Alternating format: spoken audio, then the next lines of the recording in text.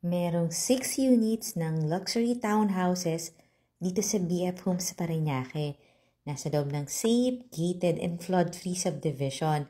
At eto na nga yung model house. Meron siyang lot area ng 165 square meters. Ang floor area, 470 square meters kasi 3 floors. At dress-up unit ito kaya may mga gamit. Ito yung ground floor bedroom. May common bathroom para pwede rin gamitin ng guest at saka nung nandito sa room na to. Ayan, may mga gamit po. Ito uli yung bathroom. At dito na tayo sa yung living area na talaga namang spacious. Very good space planning, no? Kahit townhouse lang siya, parang ang laki-laking tingnan. At ang ganda rin ng mga nilagay na gamit. Talagang elegant, kaya naman nagmukhang luxurious talaga tong townhouse na to. Ito yung dining area, malapit sa kitchen. Regular shape din yung kitchen at may mga appliances na. Ang daming stove, oh. Meron na ring double door refrigerator. At dito sa labas ng iyong maid's room and driver's room. Yan naman yung parking. May total of 7 bedrooms din to, including yung maid's room and driver's room. Dito sa second floor, may 2 bedrooms.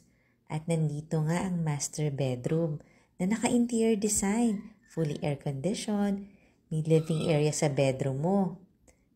King-size bed yan. At meron ka ring walk-in closet. Ayan yun, double sink, oh.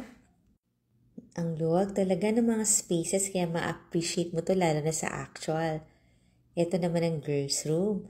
Ang ganda rin ng interior design, talagang girl na girl. Ito yung bed area, meron siyang floor-to-ceiling height cabinet.